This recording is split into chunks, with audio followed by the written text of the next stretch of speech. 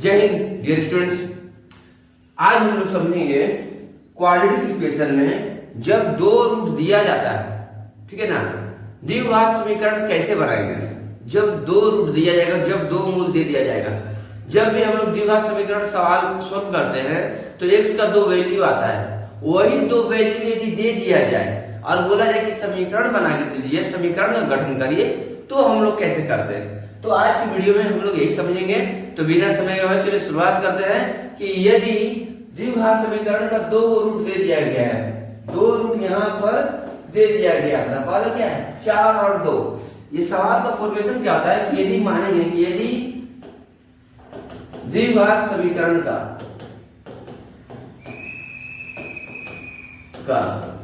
दो मूल अल्फा और बीटा हो तो द्विघात समीकरण क्या बनता है। द्विघात समीकरण बनता है, द्विघात समीकरण बनता है x square minus alpha plus beta, और यहां लिखते हैं एक्स फिर प्लस अल्फा इंटू बीटा। ये हुआ दो मूल। अब यहाँ अल्फा और बीटा क्या है, अल्फा और बीटा दो मूल है, अल्फा पहला बीटा दूसरा, दो मूल को रिप्रेजेंट कर रहा है। हमारा यहाँ जो है सवाल में जो दिया गया है, हमारे यहाँ क्या है, एक जो है अल्फा बराबर क्या है, अल्फा बराबर दिया हुआ है 4, बीटा बराबर दिया हुआ है 2 दिया हुआ है, ठीक है ना। अब ये दो वैल्यू के मदद से हम लोग इस समीकरण बनाने वाले हैं, ठीक है।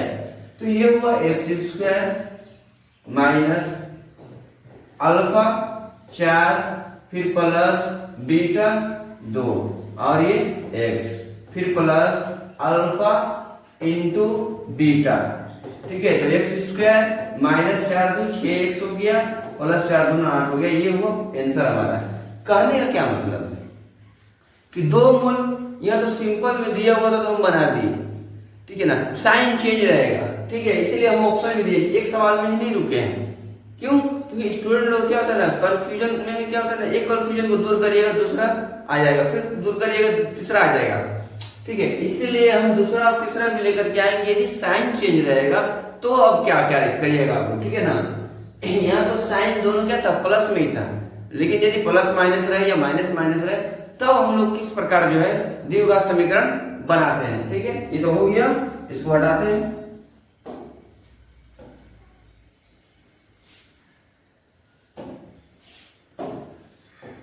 अब लेते हैं दूसरा सवाल, क्या है -4 और -3, ठीक है।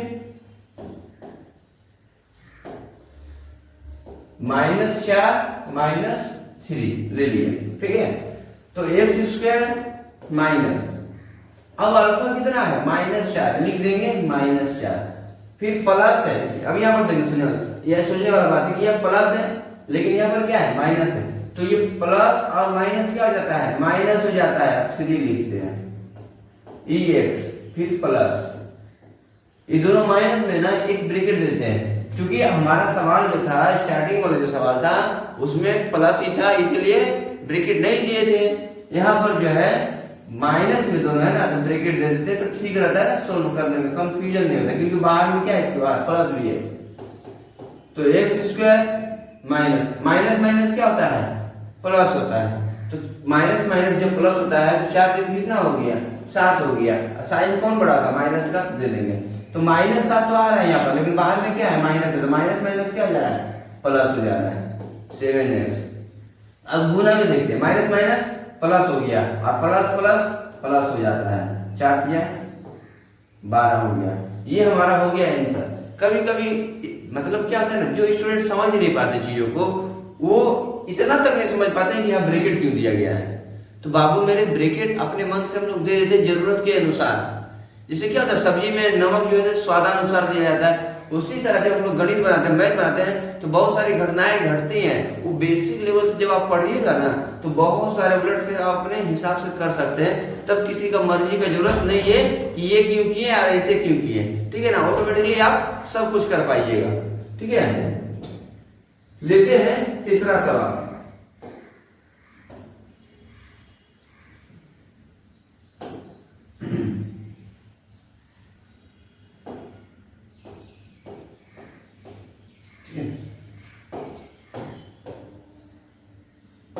तीसरा सवाल जो है हमारा, तीसरा सवाल क्या है, -4 और +3 है, -4 +3 है। प्लस का साइन दे भी सकते, नहीं भी दे सकते, यहाँ नहीं दिया मतलब प्लस ही है ना, ठीक है।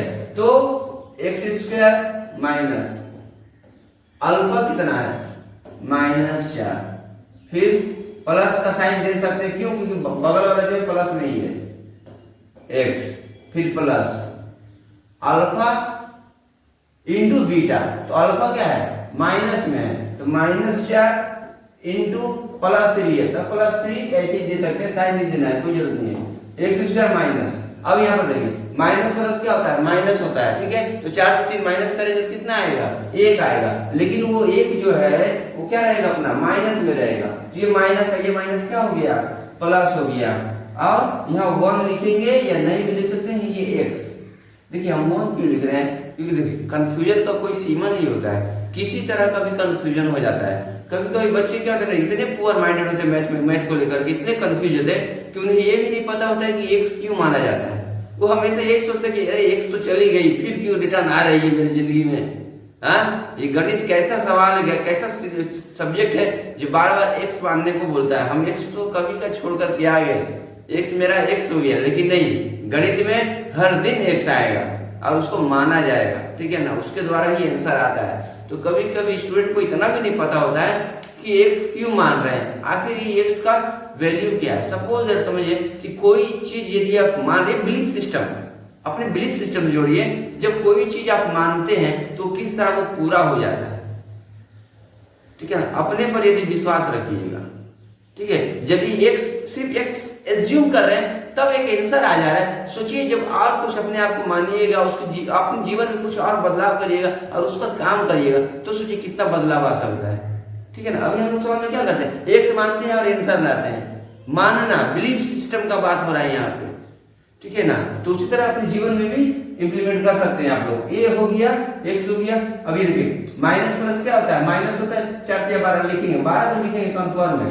4 या 12 माइनस प्लस माइनस हो गया, लेकिन इस माइनस के साथ इस प्लस क्या होगा, माइनस प्लस माइनस हो गया, ठीक है। तो ये जो है 3 सवाल की मदद से हम बता रहे हैं कि क्वाड्रेटिक इक्वेशन कैसे बनाएंगे।